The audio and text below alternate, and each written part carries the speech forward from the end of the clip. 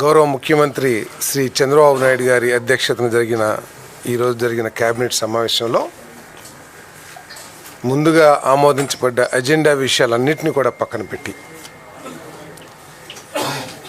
కోట్లాది మంది హిందువుల మనోభావాల్ని గౌరవిస్తూ కలియుగ ప్రత్యక్ష దైవంగా భావించే ఏడుకొండలవాని సన్నిధిలో జరిగిన మహాపాపం గురించి సిబిఐ ఇచ్చిన రిపోర్ట్ మీద ముఖ్యమంత్రి గారు కేబినెట్ సమావేశం 3.5 గంటల పాటు సుదీర్ఘంగా చర్చించి హిందువుల మనోభావాలను కాపాడటానికి ఏడుకొండలవాని పవిత్రతను కాపాడటానికి సిబిఐ ఇచ్చిన రిపోర్ట్ మీద ఎటువంటి యాక్షన్స్ తీసుకోవాలని చెప్పేసి చర్చ జరగడం జరిగింది.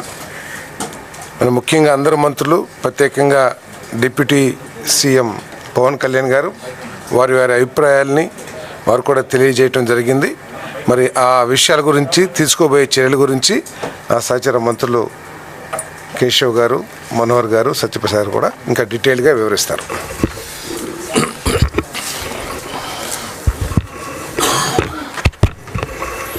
అందరికీ నమస్కారం.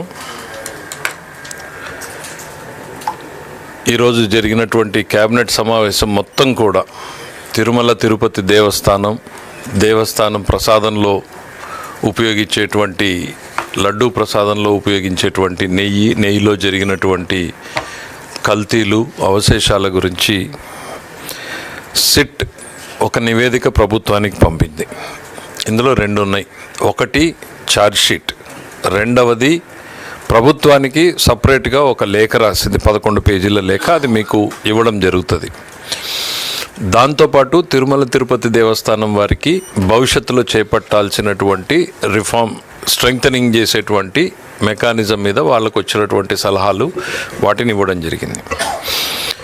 ఛార్జ్షీట్ అనేటువంటిది కోర్టులో ఫైల్ చేయబడింది. కోర్టు అధికారికంగా దాన్ని ఇంతవరకు కాగ్నిజెన్స్లోకి తీసుకున్నట్టు మనకు తెలియరాలేదు.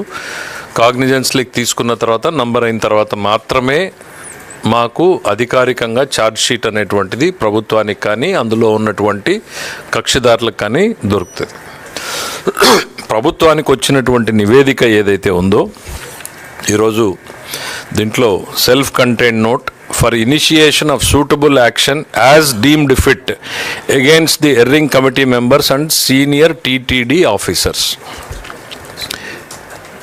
ఇది office of the special investigation team constituted under the honourable orders of the Supreme Court of India, CBI, confidential అనేటువంటిది సిబిఐ నుంచి ఈ ప్రభుత్వానికి వచ్చినటువంటి నివేదిక. ఈ నివేదికని ఈరోజు కేబినెట్ ముందు పెట్టడం జరిగింది. ఇందులో జరిగినటువంటి సంక్షిప్తంగా, ఇది ఛార్జ్షీట్ అయితే మరీ డీటెయిల్డ్గా ఉంటుంది, సంక్షిప్తంగా జరిగినటువంటి లోటుపాట్లని, ప్రభుత్వానికి అందుబాటులో ఉన్నటువంటి సమాచారాన్ని కూడా అధికారులు కేబినెట్ దృష్టికి తీసుకురావడం జరిగింది. చాలా నివ్వెరబోయేటువంటి విషయాలు. అంటే ఇంత స్థాయికి దిగజారుతారా? ఎస్, నిన్న వాళ్ళే అన్నారు కల్తీ సహజమని ఎక్కడో అన్నారు. ఒకవేళ వాళ్ళ మాట నిజమా కాదా అనేటువంటిది పక్కన పెడితే, శ్రీవారి క్షేత్రంలో ఇంత స్థాయిలో అక్రమాల్ని తెలియక జరిగితే తప్పనొచ్చు, తెలిసి కళ్ళ ముందు జరుగుతూ ఉంటే కూడా మౌనంగా ఉన్నారా, అందులో భాగస్వాముల అనేటువంటిది కూడా అనుమానం వస్తే ఖచ్చితంగా భాగస్వాములు అనే రకంగానే మనకున్నటువంటి అన్ని ఆధారాలు తేలుతూ ఉన్నాయి. వీళ్ళు ఏం జరిగింది అనేటువంటిది ఒక్కసారి మనం రివ్యూ చేసుకుంటే, ఇది వెలుగులోకి రావడానికి కారణం గౌరవ ముఖ్యమంత్రి గారు ఎన్డీఏ పక్షాలకు సంబంధించినటువంటి సమావేశంలో ఇట్లా అవశేషాలు, జంతు కొవ్వు అవశేషాలు ఉన్నాయి అనేటువంటి ఒక మాటని ప్రస్తావించినప్పుడు దాని మీద సుదీర్ఘంగా చర్చ జరగడం, రాష్ట్ర ప్రభుత్వం రియాక్ట్ అయ్యి సిట్ వేయడం, ఆ తర్వాత సుప్రీంకోర్టు దాంట్లోకి ఇంటర్వ్యూన్ అయిన తర్వాత సిబిఐ నేతృత్వంలో సిట్ వేసింది. సిట్ ఛార్జ్షీట్ ఫస్ట్ వేసింది, మళ్ళీ సప్లిమెంటరీ ఛార్జ్షీట్ కూడా వేసింది. అయితే ముఖ్యమంత్రి గారు ఏ నేపథ్యంలో దాన్ని మాట్లాడారు అనేటువంటిది మనం మరొక్కసారి స్పష్టం చేయాల్సినటువంటి అవసరం ఉంది. ముఖ్యమంత్రి గారు ఏదో క్యాజువల్గానో రాజకీయ కోణంలోనో మాట్లాడలేదు. ఆ రోజు ప్రభుత్వానికి అందుబాటులో ఉన్నటువంటి సమాచారం, ఎన్డీడీబీ సిఏఎల్ఎఫ్ రిపోర్ట్. ఇందులో లాస్ట్ పేజ్కి వెళ్తాను, ఎందుకంటే కన్క్లూజన్స్ అక్కడే ఉంటాయి కాబట్టి. మీకు ఇవన్నీ కూడా కొన్ని షేర్ చేయడం జరుగుతుంది. ఇందులో వాళ్ళొక టెస్ట్ ఏదో చేశారు గీకి. ఆ టెస్ట్ చేసినప్పుడు ఎస్ వాల్యూస్ ఏంటి అన్నప్పుడు ఆ ఎస్ వాల్యూస్ ఏవో తేడా ఉన్నాయి. ఇట్ ఈస్ ప్యూర్లీ టెక్నికల్, దాన్ని కాసేపు పక్కన పెడితే దీనివల్ల ఈ ఎస్ వాల్యూస్ తేడా ఉండడం మూలాన ఏంటి అంటే వాళ్ళు రాసింది S value equation for its suspected adulterants as per ISO ప్రకారం, కోడ్ ప్రకారము ఏవేవి ఇందులో సస్పెక్టెడ్ అడల్టరెంట్స్ ఉండేటువంటి అవకాశం ఉంది. ఇది మనం ముఖ్యమంత్రి గారు ఏదో చేసిన ఆరోపణ కాదు. ఎన్డీడీబీ ఆ రోజుకు అందుబాటులో ఉన్నటువంటి రిపోర్ట్లో ఏం చెప్పారంటే soybean, sunflower, Alia, rape seed, cotton seed, fish oil number 1 column. Number 2 column coconut and palm kernel fat. Number 3 palm oil and beef టాలో. Number 4 lord. దయచేసి వెనక మాట్లాడే వాళ్ళు బయటికి వెళ్ళి మాట్లాడొచ్చమ్మా. నంబర్ 4 ఇందులో ఫిష్ ఆయిల్ ఉంది, బీఫ్ టాలో ఉంది, లార్డ్ ఉంది. ఇవి సస్పెక్టెడ్ అనేటువంటిది ల్యాబ్ ఇచ్చినటువంటి రిపోర్ట్. దీని ఆధారంగానే గౌరవ ముఖ్యమంత్రి గారు ఆ రోజు మాట్లాడారు. ఇన్ఫ్యాక్ట్ ఆ రోజు సమాజం నివ్వెరపోయింది. ఏంటి ఇది, ఎందుకనంటే ఆ రోజుకి ల్యాబ్ రిపోర్ట్ ఉంది అనేటువంటిది కూడా బయట పెట్టలేదు. తనకు సమాచారం వచ్చిందని గౌరవ ముఖ్యమంత్రి గారు మాట్లాడారు. పోనీ ఇదేమన్నా మొదటిసారా అని ఒక్కసారి చూస్తే, గౌరవ ముఖ్యమంత్రి గారు ప్రమాణ స్వీకారం చేసిన వెంటనే వేసిన ఫస్ట్ 2 పోస్టింగ్స్లో ఒక పోస్టింగు తిరుమల తిరుపతి దేవస్థానం ఎగ్జిక్యూటివ్ ఆఫీసర్గా శ్యామలరావు గారిని నియమించడం, ప్రక్షాళనని మొదలుపెట్టు అని చెప్పడం. ఆ ప్రక్షాళన ప్రక్రియలో భాగంగా శాంపుల్స్ పోయినప్పుడు ఇందులోకి వెలుగులోకి వచ్చింది. వెలుగులోకి వచ్చిన అంశాన్ని దాచాలా, ముఖ్యమంత్రిగా ప్రజల ముందు పెట్టాలా, అదే ఆయన చేశారు. ఇది గతంలో ఏం జరిగింది అనేటువంటి చూస్తే 2022 3/8/2022న సిఎఫ్టిఆర్ఐ అంటే గత ప్రభుత్వ హయాంలో CFTRI central food technological research ఇన్స్టిట్యూట్కి సేమ్ శాంపిల్స్ అప్పుడున్నటువంటి ఈఓ గారు పంపించడం జరిగింది. అందులో కూడా ఈ బెటాసిస్టోస్టెరాల్ అనేటువంటిది పాజిటివ్ వచ్చింది అని. అంటే దాదాపు ఇప్పుడు టెస్ట్ రిపోర్ట్లో ఏవైతే అందులో కన్క్లూజన్స్ ఏమి ఇచ్చారనేటువంటిది మనకు తెలీదు. బెటాసిస్టోస్టెరాల్ ఏదైతే ఉందో దాని మీద ఆ రోజు రిపోర్ట్ ఇచ్చింది. 2022లో రిపోర్ట్ ఇస్తే దాన్ని తొక్కిపెట్టి దాన్ని సరిదిద్దేటువంటి చర్యలు తీసుకోకపోగా దాన్ని కొనసాగిస్తూ మరింత విస్తృతపరిచే రకంగా ఆ రోజు ఉన్నటువంటి బోర్డు చైర్మన్ గారు కావచ్చు, కొంతమంది అధికారులు కావచ్చు, అందులో సభ్యులకు పాత్ర ఉంది అనేటువంటిది స్పష్టంగా తేల్చి చెప్పడం జరిగింది. ఎంత మేరకు మీరు ఎట్లా అంటారు బోర్డుని అనేటువంటిది ఒకటి మాట్లాడితే, ఇందులో ఒక కన్క్లూజన్ పేరాకి చదివి వినిపిస్తాను మీకు. కన్క్లూజన్ పేరాలో ఏం చెప్పారు అనంటే,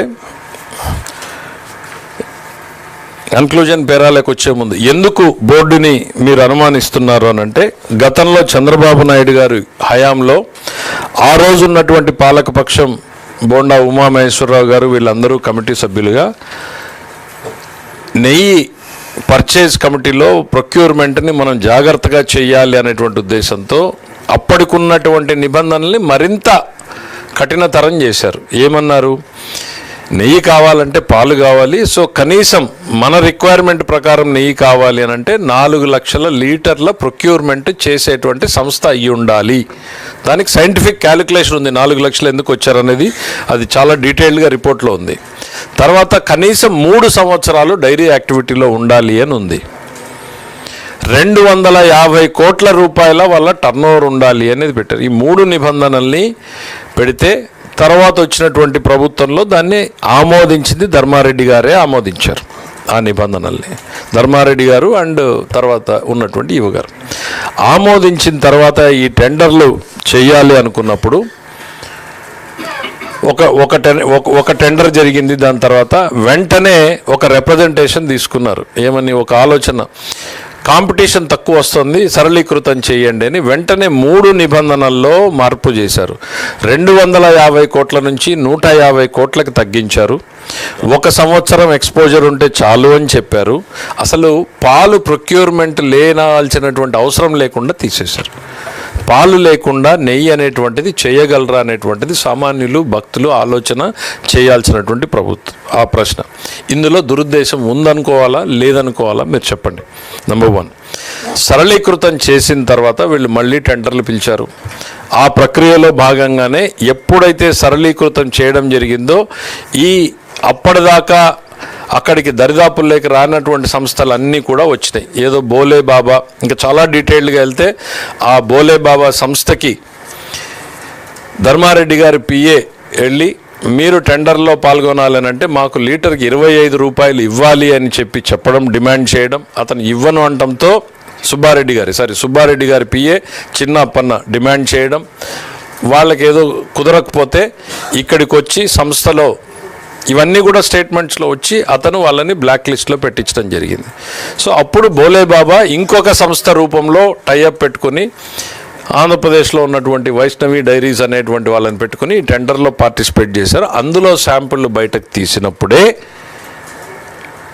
ఇవన్నీ అక్రమాలు వెలుగులోకి వస్తున్నాయి. ఇప్పుడు ఈ శాంపిల్ల సప్లైసు అందులో నుంచే ఇవన్నీ కూడా ఎన్డీడీబీ కాఫ్ రిపోర్ట్ రావడము, తర్వాత గౌరవ ముఖ్యమంత్రి గారు మాట్లాడడము, సిట్టు వేయడము, సుప్రీంకోర్టు ఇన్వాల్వ్ కావడము, దాని మీద విచారణ చేయడము, ఇవన్నింటిలో ఏం జరిగింది అనేటువంటి చూస్తే ఆ బోలే బాబా సంస్థని విచారణ చేసినప్పుడు సరే అది మీకు ఇన్ కోర్స్ ఆఫ్ ఛార్జ్ షీట్లో మనకి ఇంకా వివరాలు తెలుస్తాయి. ఇప్పటిదాకా మనకు వీళ్ళు చెప్పడం ఏంటంటే ఈ డైల్యూషన్ ఏదైతే చేశారో ఈ డైల్యూషన్ చేయడం కూడా 5 నెలల్లోనే చేశారు. 5 నెలల క్రితం మనం దీన్ని కఠినంగా ఉండాలి, మంచి క్వాలిటీ రావాలి అని ఇచ్చినటువంటి సంతకం పెట్టిన అధికారే 5 నెలల్లోనే వంటిన్నింటినీ డైల్యూట్ చేశారు. ఒకటి. రెండవది, సిఎఫ్టిఆర్ఐ రిపోర్టు అప్పటికే వచ్చినా కూడా దాని మీద చర్యలు తీసుకోలేదు. ప్రభుత్వానికి వచ్చినటువంటి సమాచారం ఇది చైర్మన్ గారి దృష్టిలోనూ ఈఓ గారి అప్పుడున్నటువంటి ఏఈఓ ఈఓ గారి దృష్టిలోనూ పెట్టడం జరిగింది. పెట్టినా కూడా చర్యలు లేవు. అందులో నేరస్తులు అంటారా కాదంటారా వాళ్ళని? ఖచ్చితంగా ఈ రోజున ప్రభుత్వం మనకి సిట్ వాళ్ళు ఒక ఫైనల్ కన్క్లూజన్ రిమార్క్స్ మనకి ఇచ్చారు. ఏమని? తప్పు చేసినటువంటి అధికారుల మీద చర్య తీసుకోమంటూ దాంట్లో ఏం చెప్పారు అనంటే, the committee recommended relaxation of tender conditions without conducting any comprehensive analysis, technical evaluation, field level assessment, and recommendations were approved by the then senior officers, namely O. Balaji, FA and CAO, and Sri A.V. Dharmareddy, Additional Executive Officer, and Sri Anil Kumar Singhal, IAS Executive Officer, without application of mind, resulting in dilution of quality safeguards and compromise in the quality of the ghee procurement. For the reasons stated above, it is recommended to take suitable action as deemed fit against the above erring committee members and senior TTD officers for deliberate omissions and failures.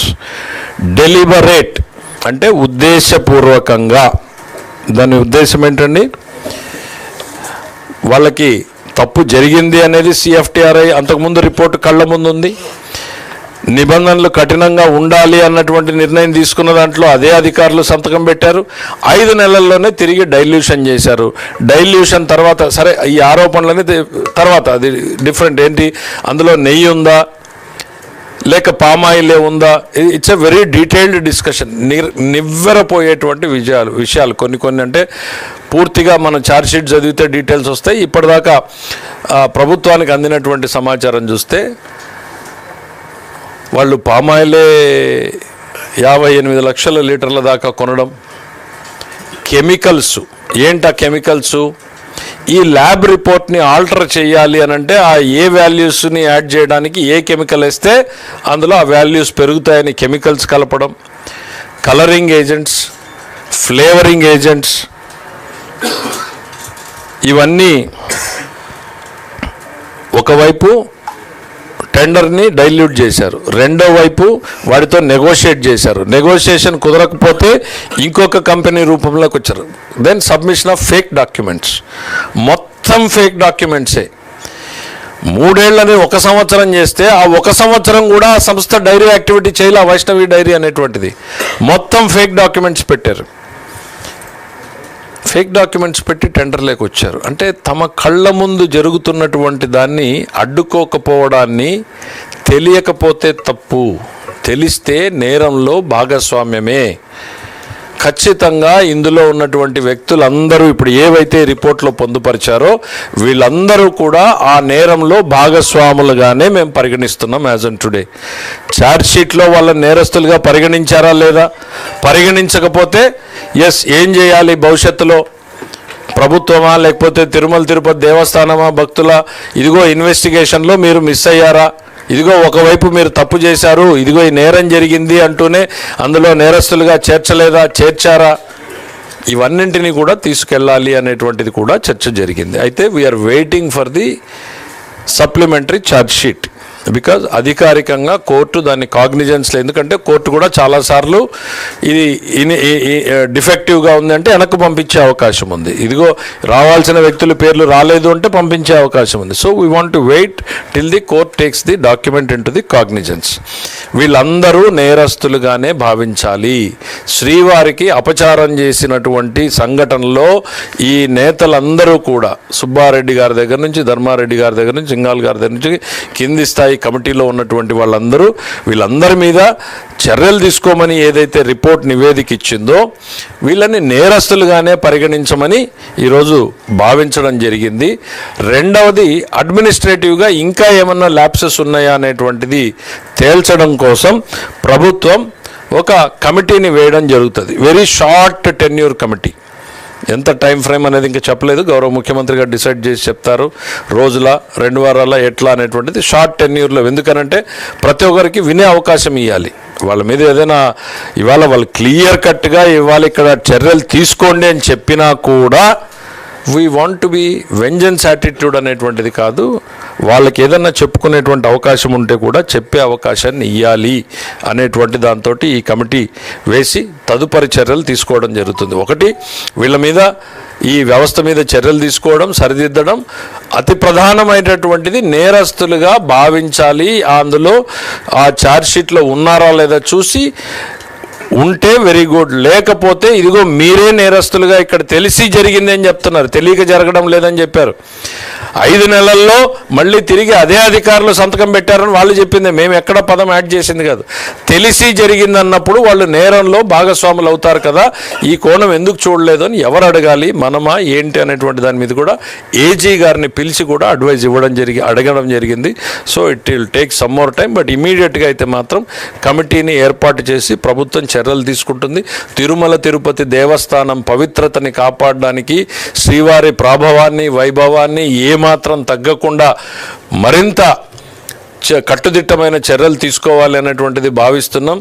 శ్రీవారిని రాజకీయాల్లోకి ఎక్కడా కూడా ఉపయోగించుకోవడానికి వీలు లేకుండా ఉండాలి. ఇప్పుడే కాదు, భవిష్యత్తులో కూడా ఎవ్వరూ కూడా రాజకీయ కోణంలో తిరుమలని కానీ శ్రీవారిని కానీ రాజకీయ కోణంలో చూడకూడదు అనేటువంటిదే ప్రభుత్వాధినేతగా గౌరవ ముఖ్యమంత్రి గారి ఆలోచన, ఉప ముఖ్యమంత్రి గారి ఆలోచన, ఎంటైర్ పార్టిసిపేట్ చేసిన క్యాబినెట్ మొత్తం అదే అభిప్రాయపడింది.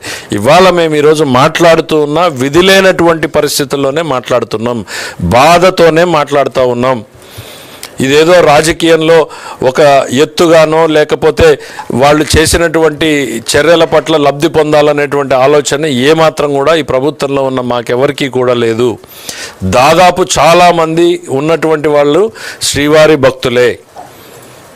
ఒక భక్తుడిగా ఆ మనోభావాలు ఎట్లుంటాయనేటువంటిది ప్రతి ఒక్కరూ ఫీల్ అయిన దాంతో మాట్లాడుతూ ఉన్నాం. ఖచ్చితంగా ప్రభుత్వం ఈ దిశగానే ప్రయత్నం చేస్తున్నాం. రాజకీయాలకు అతీతంగా దోషులు అనేటువంటి వాళ్ళు నిలబడాలి, ఇటు ప్రజల్లోనూ అటు చట్టం ముందు. భవిష్యత్తులో మరింత కట్టుదిట్టమైన చర్యలు తీసుకునేలా, తప్పు చేయడానికి భయపడేలా ఉండాలనేటువంటిది, మరీ ముఖ్యంగా శ్రీవారి విషయంలో ఉండాలనేటువంటిది అందరి ఆలోచన. Thank you. లాస్ట్ ఈరోజు జరిగిన క్యాబినెట్ సమావేశంలో గౌరవ ముఖ్యమంత్రి గారు అందించిన సమాచారం, అదేవిధంగా ఈ సమస్య పైన గౌరవ ఉప ముఖ్యమంత్రి గారు పవన్ కళ్యాణ్ గారు రాష్ట్ర వ్యాప్తంగా భక్తులకు తెలిపే విధంగా మనం అందరం కూడా కలిసికట్టుగా ప్రజల్లోకి తీసుకెళ్ళాలి. ఈ అంశం పైన ధర్మాన్ని కాపాడాలి, దేవాలయాల పవిత్రత కాపాడాలి. అంతిమంగా ఇది రాజకీయ కోణం నుంచి కావాలని కొంతమంది దుర్మార్గంగా వ్యవహరిస్తున్నా కూడా ప్రతిఘటించే బాధ్యత కూడా మనపైనే ఉందనే విషయం ఆయన పదే పదే ప్రస్తావించారు. ఇక్కడ వెంకటేశ్వర స్వామి భక్తుల సెంటిమెంట్స్తో ముడిపడిన అంశం.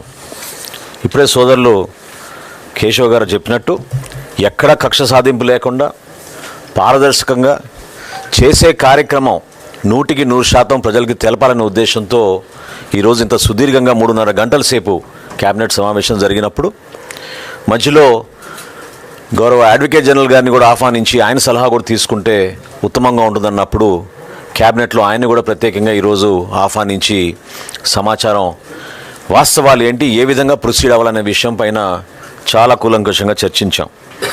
ఎప్పుడైతే ఎన్డీడీబీ రిపోర్ట్ ఆధారం చేసుకుని జరిగిన వాస్తవాలు మనం కప్పిపుచ్చకుండా నిజాయితీగా ప్రజల్లోకి వెళ్ళాలని ముఖ్యమంత్రి గారు భావించారో, ప్రభుత్వం తరఫున మీ అందరం కూడా కూటమిలో భాగంగా 100% ఏకీభవించి శ్రీవారి భక్తుల మనోభావాలు ఏనాడు కూడా దెబ్బతినకూడదు, వీళ్ళు భక్తుల మనోభావాలతో ఆడుకున్నారనే విషయం తీసుకెళ్ళాం. ఈరోజు క్యాబినెట్లో చర్చకు వచ్చిన అనేక అంశాలు నిజంగా చాలామందిని ఆశ్చర్యపరిచినాయి.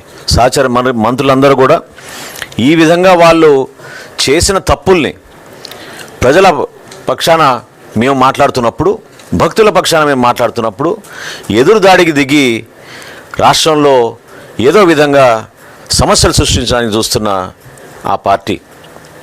కాబట్టి ప్రభుత్వం నుంచి గౌరవ ముఖ్యమంత్రి గారు, అదేవిధంగా గౌరవ ఉప ముఖ్యమంత్రి గారు చాలా స్పష్టంగా ఈ అంశం పైన కూలంకుషంగా చర్చించి ఫేజ్ బై ఫేజ్ మనం ప్రజల్లోకి ఎట్టి పరిస్థితుల్లో కూడా వీళ్ళు చేసిన ఈ దుర్మార్గాల్ని ఎక్స్పోజ్ చేయాల్సిన బాధ్యత మన పైన ఉంది. ఒక చిన్న ఉదాహరణ మీకు చెప్తాను. ఎప్పుడైతే రిపోర్ట్ వచ్చిందో 2022లో అది మొట్టమొదటిసారి రిపోర్ట్ వచ్చింది. రిపోర్ట్ వచ్చిన తర్వాత ఏనాడు కూడా వాళ్ళు మరొకసారి ఆ ఘీ శాంపిల్స్ని టెస్ట్కి పంపించలేదు. ఎందుకంటే అసలు ఒక చుక్క ఘీ కూడా లేదా ఆ ఘీలో, చుక్క నెయ్యి కూడా లేని ఆ నెయ్యిని వీళ్ళు ఎవరికి పంపిస్తారు శాంపిల్స్కి? ఏనాడు కూడా పంపించలేదు. అదే మన కూటమి ప్రభుత్వం వచ్చిన తర్వాత ఇప్పటి వరకు దాదాపు 12 నుంచి 15 సార్లు ఈ ల్యాబ్ టెస్టింగ్కి పంపించి ఎప్పటికప్పుడు నాణ్యత లోపం లేకుండా ఉండే విధంగా జాగ్రత్తలు తీసుకుంటున్నాం. దయచేసి ఈ ప్రయత్నం భక్తులందరికీ కూడా ఏ విధంగా వీళ్ళు మన సెంటిమెంట్స్తో ఆడుకుని ఆ పవిత్రతని కాపాడే విషయంలో ఎంత కాంప్రమైజ్ అయిపోయారో తెలిసే విధంగా మీ అందరం చేస్తున్న ప్రయత్నం, దానికి ప్రతి ఒక్కరూ అర్థం చేసుకుంటారని, అదేవిధంగా రాబోయే రోజుల్లో ఈ పారదర్శకంగా చేసే ఈ ప్రక్రియలో ఎవరు ఎటువంటి తప్పులు చేసినా కూడా కఠినంగా వాళ్ళపైన చర్యలు తీసుకోవాల్సిన అవసరం, బాధ్యత కూడా ఉంది. కాబట్టి రాష్ట్ర క్యాబినెట్ ఈ రోజున ఆ విధంగా గౌరవ ముఖ్యమంత్రి గారి నేతృత్వంలో ఆ నిర్ణయాలు తీసుకుని ముందుకెళ్ళాం.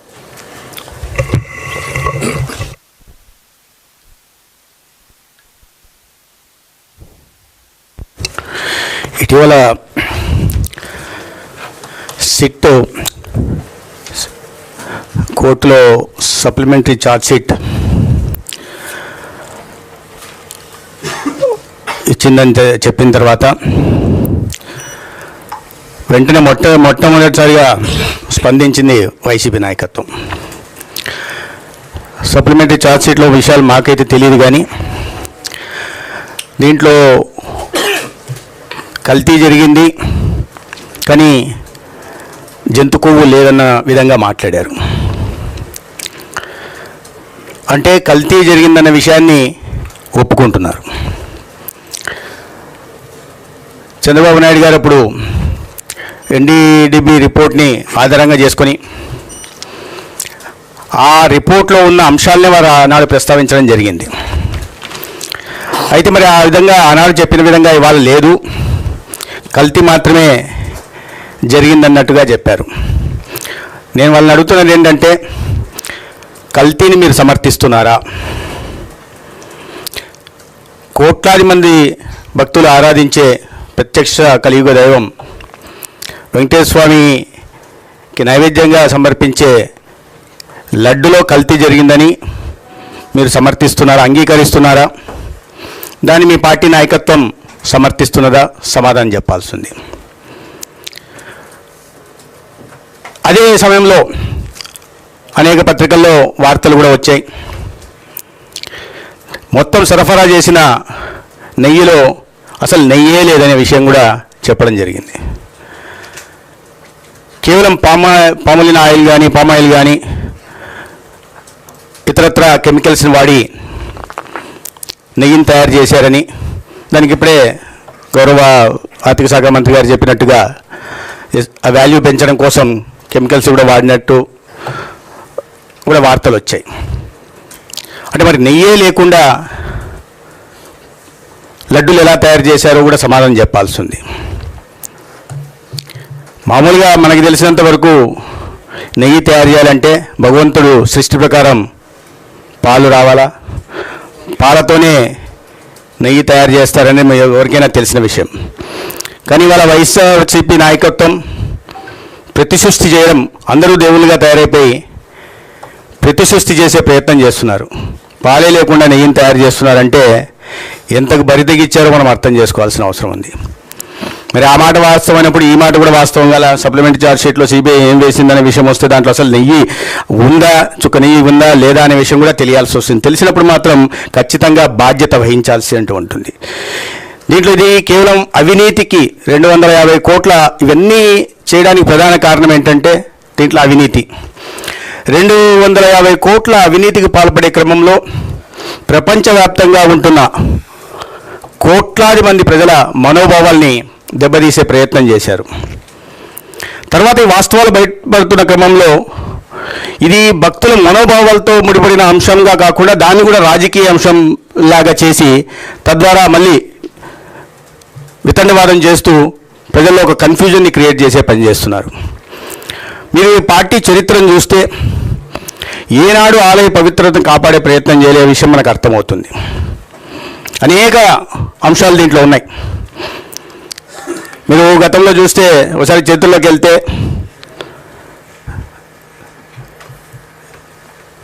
భగవంతుడు 7 కొండలపైన నెలకొని ఉన్నాడనే విషయం అందరికీ తెలిసిందే. ఏ చిన్న పిల్లోడినైనా అడిగినా చెప్తారు.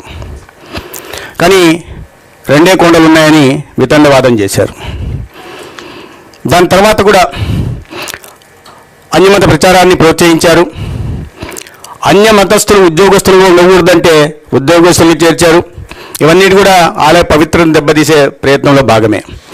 దాని తర్వాత కూడా 2019-14 మధ్య మనమందరం అతి పవిత్రంగా భావించే బ్రహ్మోత్సవాల సందర్భంగా పాటించాల్సిన సంప్రదాయాల్ని ఆనాడు ముఖ్యమంత్రిగా ఉన్న వ్యక్తి పాటించలేదు. అన్యమతస్థులు దర్శనానికి వెళ్ళాలంటే ఖచ్చితంగా డిక్లరేషన్ చెయ్యాలి అనే నిబంధన ఉంది. ఆ నిబంధనని ఏనాడు పాటించిన దాఖలాలు లేవు. సాక్షాత్తు దేశానికి ప్రధానమంత్రిగా రాష్ట్రపతిగా పనిచేసిన డాక్టర్ ఏపీజే అబ్దుల్ కలాం గారు దర్శనానికి వచ్చినప్పుడు డిక్లరేషన్ ఇచ్చినప్పుడు అన్యమతస్థుడిగా మరి ఆనాడు ముఖ్యమంత్రిగా ఉంటున్న వ్యక్తి కూడా డిక్లరేషన్ ఇవ్వాల్సింది. ఇచ్చిన దాఖలాలు లేవు. దాని తర్వాత కూడా చూస్తే అనేక అంశాలు ఇప్పుడే CFTRI రిపోర్ట్ గురించి చెప్పారు. 2022 ఆగస్టులో వచ్చిన రిపోర్ట్ని తొక్కిపెట్టేసి ప్రజలకు తెలియనీయకుండా తద్వారా బార్గెనింగ్ పవర్ పెంచుకునే ప్రయత్నం కూడా చేశారు. దాని వెనక ఏం జరిగిందో ఖచ్చితంగా నాయకత్వం చెప్పాల్సి ఉంది. అటువంటి ముఖ్యమైన విషయాన్ని ప్రజల్లోకి ఎందుకు తీసుకెళ్ళలేదు? కల్తీ జరిగిన విషయాన్ని ఎందుకు దాచిపెట్టారు? అంటే కల్తీ ముందే జరిగింది, దాన్ని మరింత విస్తృతంగా తీసుకెళ్ళి దీన్ని అవినీతిమయం చేసి హిందువుల మనోభావాలను దెబ్బతీసి ముఖ్యంగా స్థూలంగా హిందూ ధర్మం మూలాలనే దెబ్బతీసే విధంగా 5 సంవత్సరాల్లో జరిగింది. ఇప్పుడు కూడా దాన్ని అదేవిధంగా రాజకీయ అంశం చేయాలని ప్రయత్నం చేస్తున్నారు. దానికి ముందు ఆనాడు ఈఓగా ఉంటున్న వ్యక్తి food safety standards authority of India ఈ బీటా సిటోస్టెరాల్ ఏదైతే ఉందో ఆ కెమికల్ని కూడా వీటిలో పరీక్షించాలని చెప్పినప్పుడు రాష్ట్రంలో దానికి ఆమోదం తెలిపి తర్వాత ఏ ఉద్దేశంతోనో మరి ఉద్దేశపూర్వకంగానే ఆ కావాల్సిన కంపెనీలకు వాటి నుంచి ఆ సడలింపు ఇవ్వడం జరిగింది, మినహాయించారు. అంటే దీని వెనుకలు కూడా అన్నీ తెలిసే డెలిబరేట్గా కావాలనే వారి లక్ష్యాన్ని నెరవేర్చుకోవాలనే అవినీతి పాల్పడుతూనే పవిత్రత కూడా దెబ్బతీసే విధంగా వారు దీంట్లో పాల్గొన్నారు. అదేవిధంగా అదే సందర్భంలో ఈ సడలింపులు అనేక సడలింపులు చెప్పారు. ఇవాళ 8 లక్షల లీటర్లు సేకరింపు చేసి ఉండాలా, చేయాలి ప్రతిరోజు అని. ఆ సందర్భంలో ఈ దేశంలోనే ప్రతిష్టాత్మకమైన కేఎంఎఫ్ సంస్థ రోజుకు కోటి లీటర్ల పాలను సేకరిస్తుంది. అటువంటి సంస్థను కూడా టెండర్లలో పాల్గొనే అవకాశం లేకుండా చేశారు. మరి ఆ క్రమంలో ఎవరికి తెలియని ఈ బోలేబాబా డైరీని దొడ్డిదారిని తెచ్చారు. ఈ బోలేబాబా డైరీని తెచ్చిన ఆలీబాబా ఎవరో తెలియాల్సి ఉంది ప్రజలకి. ప్రజలు ఇవన్నీ గతంలో జరిగినవన్నీ మీరు చూస్తూ వస్తే ఆ పవిత్రత లేదని తెలుసు. కాబట్టి ఎప్పటికప్పుడు మీరు దాన్ని నిర్వీర్యం చేయాలని చూస్తున్న విషయం తెలుసు. ఈ బోలేబాబా అని తెచ్చిన ఆలీబాబా తెలియాలా, దీని కారణంగా ఆలీబాబాలో ఉంటున్న 40 దొంగలు ఎవరో తెలియాలా. ప్రజలు ఇవి కోరుకుంటున్నారు. గతంలో మీరు పవిత్రం దెబ్బతీసే ప్రయత్నం చేశారు, ఇప్పుడు కూడా చేస్తున్నారు, భవిష్యత్తులో చేయబోతారు. కానీ వాస్తవాలు కూడా ఖచ్చితంగా బయటకు వస్తాయి. అయితే సిబిఐ పంపించిన 11 పేజీల రిపోర్ట్లో అన్ని ఇవాళ చాలా విస్తృతంగా చర్చ జరిగింది. ఏ రకం చర్య చేయాలో, ఏ స్థాయిలో వ్యక్తులైనా కూడా వారిని ఉపేక్షించకూడదు. తర్వాత సప్లిమెంటరీ ఛార్జ్షీట్లో ఏమొచ్చిందనే విషయాన్ని బట్టి ఫర్దర్గా మనం ముందుకు వెళ్ళొచ్చు అనే విషయాన్ని ఇవాళ చర్చించడం జరిగింది. అయితే దీన్ని ఇవాళ వేరే రకంగా తీసుకెళ్లే ప్రయత్నాలు చేస్తూ ఉన్నారు. ప్రజలు గమనిస్తున్నారు. దీని ముందు సమాధానం చెప్పి తర్వాత మీరేమైనా కుట్రలు, కుతంత్రాలు, మోసాలు అలవాటైనవే కాబట్టి వాటిలో పాల్పడాలనుకున్న ముందు వీటికి సమాధానం చెప్పి ప్రజల ముందుకు వస్తే బాగుంటుందని మా ఉద్దేశం.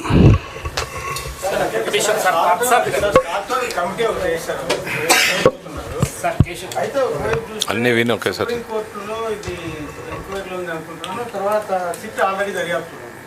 ఓకే నెక్స్ట్ చెప్తాను. సార్ ఆ రోజు పర్చేస్ కమిటీలో మీరు మెంబర్గా ఉన్నారు, ఎందుకు మీరు అడ్డుకునే ప్రయత్నం చేయలేదు? ఆయన అన్ని అందరివి ఒకేసారి చెప్తాను. అది కాదు, అందరివి అడిగి అందరికీ ఒకేసారి చెప్పేస్తాను. ఓకే ఇవాళ no you cannot decide as to answer you. No ఒక్క నిమిషం దయచేసి, let us not get into argument. See multiple ways we want to hear. 2-3 ఒకే ప్రశ్నలు వేస్తే ఒకేసారి చెప్తాం. దయచేసి ఇది సీరియస్ అంశం, చాలా సున్నితమైనటువంటి అంశం. ఈ అంశాన్ని పదే చెప్తున్నాం. ఎక్కడ కూడా రాజకీయ కోణంలో మేము తీసుకునేటువంటి ప్రయత్నం చేయలేదు అనేటువంటిది. ఇందులో మిత్రులు అడుగుతున్నారు ఏంటి, సుప్రీంకోర్టు ఉంది కదా, సిట్ ఉంది కదా, మరి కమిటీ ఎందుకు అనేది. సుప్రీంకోర్టు తాను స్టేట్ వేసినటువంటి కమిటీలకి మెంబర్స్ని యాడ్ చేసి సిబిఐ నేతృత్వంలో జరగాలి అని చెప్పింది. సిబిఐ నేతృత్వంలో జరిగినటువంటి సిట్ ఛార్జ్ షీట్ని ఫైల్ చేసింది, సప్లిమెంటరీ ఛార్జ్ షీట్ కూడా ఫైల్ చేసింది. దాదాపు సిట్ పర్వ్యూ పూర్తయినట్టుగానే మనం భావించాలి. వాళ్ళకి దెర్ ఇస్ అ ప్రొవిజన్, ఇంకా సప్లిమెంటరీస్ కూడా వేయచ్చు, we cannot rule out. But as on today what we understand is మాకు ఇంకా లేఖ రాశారు ఇంకోవైపు ప్రభుత్వానికి. అంటే సో అది ఫైనాలిటీకి వచ్చింది, ఛార్జ్ షీట్ అటు వేశారు కాబట్టి ఇటు ప్రభుత్వానికి ఇదిగో బ్రాడ్గా మాకు ఇన్ని తప్పులు కనపడ్డాయి, ఆ తప్పుల్లో మీరు for initiation of suitable action as deemed fit against the erring committee members and senior TTD officers. So ఇది సేమ్ సిట్ దగ్గర నుంచే మాకు వచ్చింది. సో వాళ్ళ మీద చర్యలు తీసుకోండి అనేటువంటిది ఇట్స్ ఎ ఫైనాలిటీ. తప్పు జరిగింది, చర్యలు తీసుకోండి అనేటువంటిది ఫైనాలిటీ. బట్ స్టిల్ ఈ government we want to give an option. మీ మీద ఇట్లా నేరారోపణ వచ్చింది, నిర్ధారించబడింది, సిట్ మీ మీద చర్యలు తీసుకోమనింది, మీరేమైనా చెప్పుకునేది ఉందా అనేటువంటిది ఇది.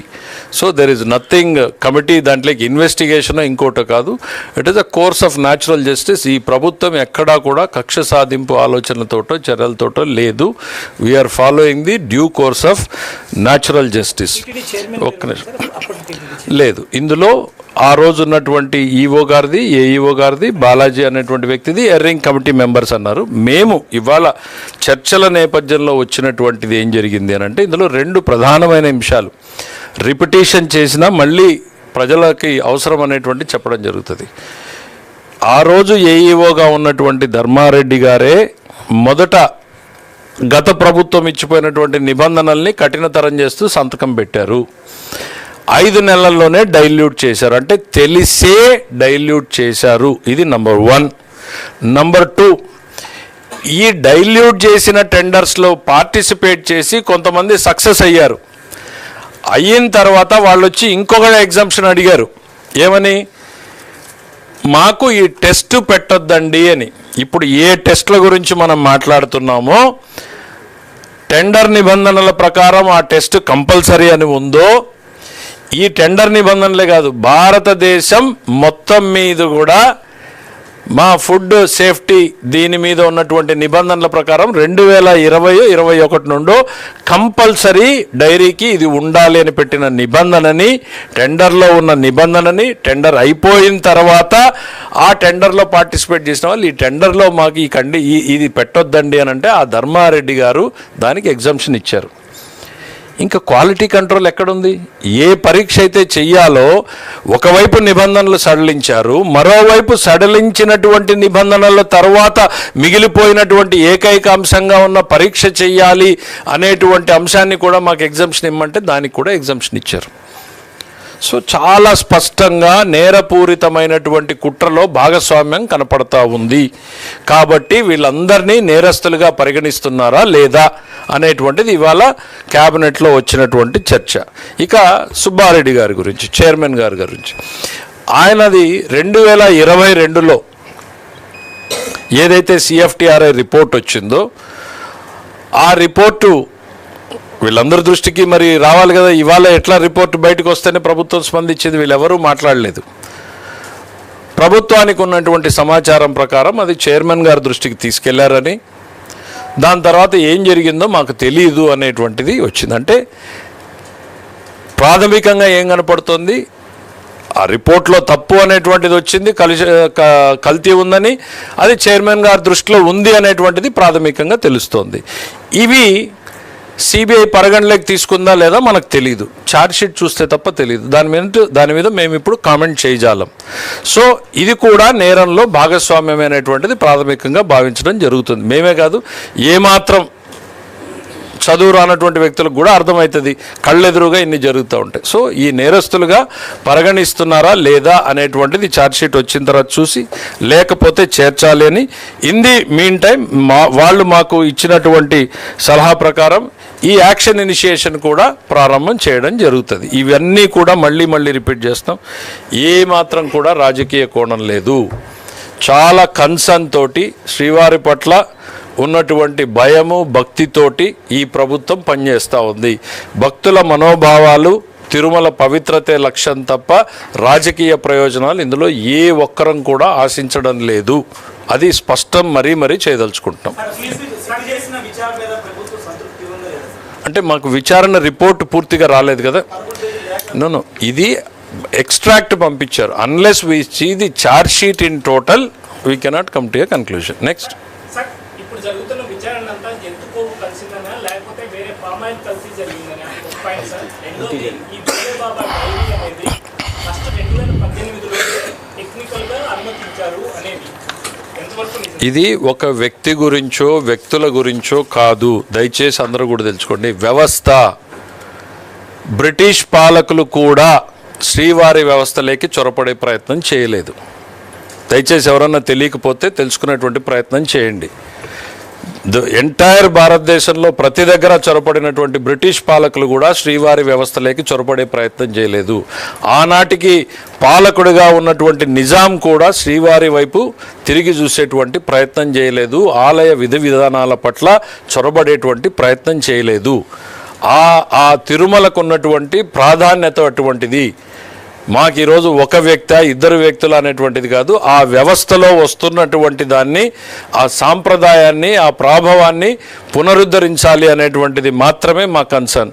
ఈ చిన్న రాజకీయ కోణంలో వందల అవకాశాలు, వందల వీధి పోరాటాలు జరుగుతూ ఉంటాయి. That is a different issue.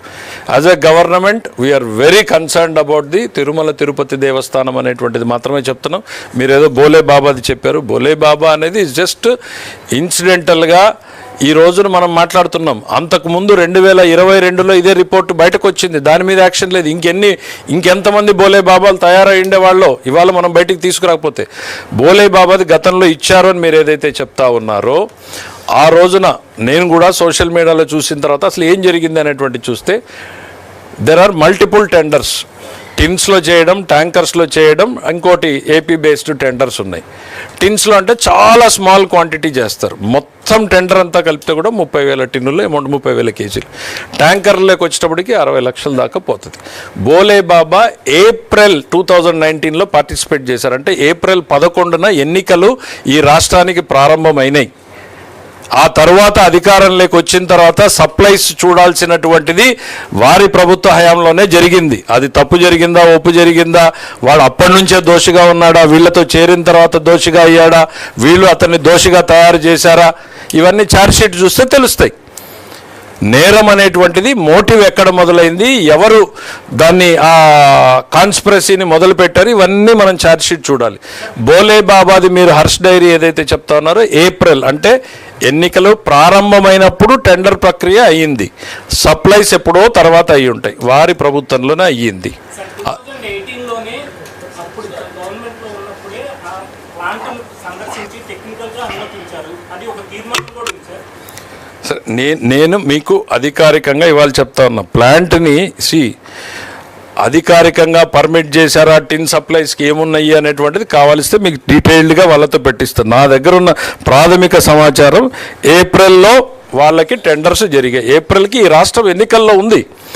ఎప్పుడు కూడా సప్లైస్లో ఏం జరిగింది, మీకు క్వాలిటీ నెయ్యి వచ్చిందా లేదా, that is the crux of the issue. ఏ ఒక్కటి కూడా మేము చెప్తున్నాం, ఇది వ్యక్తులకు ఎగనెస్ట్గా పోతున్న ప్రక్రియ కాదు. పదే పదే చెప్తున్నాం, శ్రీవారి వ్యవస్థని ఇంప్రూవ్ చేయాలనేటువంటిది మా లక్ష్యం. ఎనీథింగ్ మీ ఒక్కరికి ఆన్సర్ చేయడానికి కాదు ఉన్నది. మీరు ఎక్కడి నుంచి ఓకే, అర్థమైంది. సాక్షి పేపరా? Okay, we will answer separate. Okay, ఇవాళ శ్రీవారి వ్యవస్థని రాజకీయ కోణంలో వాడుకోవద్దండి. మిత్రులకు కూడా సలహా చెప్తున్నాను నేను. శ్రీవారి వ్యవస్థని రాజకీయ కోణంలో వాడుకునేటువంటి ప్రయత్నం చేయొద్దండి. ఆ వైభవాన్ని, ప్రాభవాన్ని తిరిగి తీసుకురావడానికి ఈ ప్రభుత్వం కట్టుబడి ఉంది. దోషులు ప్రజల ముందు, చట్టం ముందు నిలబడాలి అనేటువంటిది ఈ రెండు నిర్ణయాలని ఇవాళ కేబినెట్ తీసుకుంది. ఎంక్వైరీ అనేటువంటిది ఇనిషియేట్ చేయబడుతుంది. డ్యూ ఆపర్చునిటీ ఇచ్చిన తర్వాత అప్రాపరేట్ డెసిషన్స్ తీసుకోవడం జరుగుతుంది. రెండవది, ఛార్జ్ షీట్ వచ్చిన తర్వాత నెక్స్ట్ కోర్స్ ఆఫ్ యాక్షన్ ఏంటి, వీళ్ళు నేరస్తులా కాదా, నేరస్తులు కాకపోవడానికి కారణం ఏంటి, అయ్యేదానికి ఉన్న అవకాశాలు ఏంటి పరిశీలించడం జరుగుతుంది. Thank you.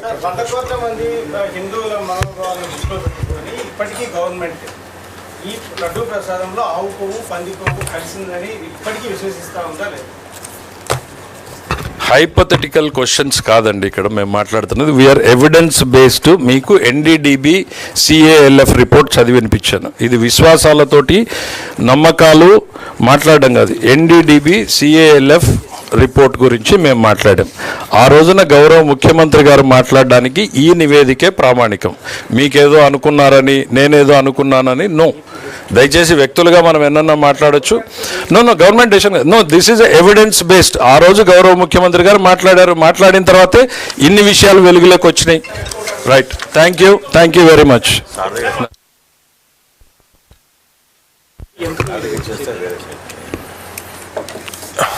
నేను ఆ రోజు పర్చేస్ కమిటీలో ఉన్నమాట వాస్తవమే.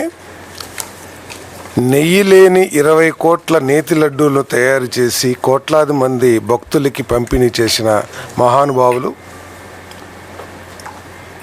హిందూ మత సాంప్రదాయాల మీద, మనోభావాల మీద గౌరవం లేకోకుండా నిబంధనల్ని సడలించి పాపానికి అంకురార్పణం చేసిన పెద్దలు ఒక పర్చేజ్ కమిటీని పక్కదారి పట్టించడం, పక్కన పెట్టేయటం పెద్ద కష్టం కాదని చెప్పేసి ఇప్పుడు అర్థమవుతా ఉంది. ఆ రోజు ప్రత్యేకంగా మీరు చూసినట్లయితే స్పెషల్ ఇన్వైటీస్ కింద 2 సభ్యులను మాత్రమే పిలుచుకొని ఆ రోజు దీనికి సంబంధించిన రాతకోతలు కానీ అప్రూవల్స్ కానీ ఇవ్వటం జరిగింది. ఆ పర్చేజ్ కమిటీకి సంబంధం లేకోకుండా అని చెప్పేసి నేను చాలా స్పష్టంగా తెలియజేస్తాను. మన భాస్కర్ రెడ్డి గారు, కరుణాకర్ రెడ్డి గారు, ఇంకా అధికారులు కొంతమంది ఉన్నట్టున్నారు. చెవిరెడ్డి భాస్కర్ రెడ్డి గారు, కరుణాకర్ రెడ్డి గారు అనుకుంటున్నాను నేను. ఎందుకంటే మాకు ఆ రోజుకి తెలియదు, తర్వాత మాకు తెలిసిన విషయం. కరుణాకర్ రెడ్డి గారు మెంబర్ గారు కరుణాకర్ రెడ్డి గారు పర్చేజ్ కమిటీ మెంబర్ కాదు, స్పెషల్ ఇన్వైటీగా వచ్చినట్లు.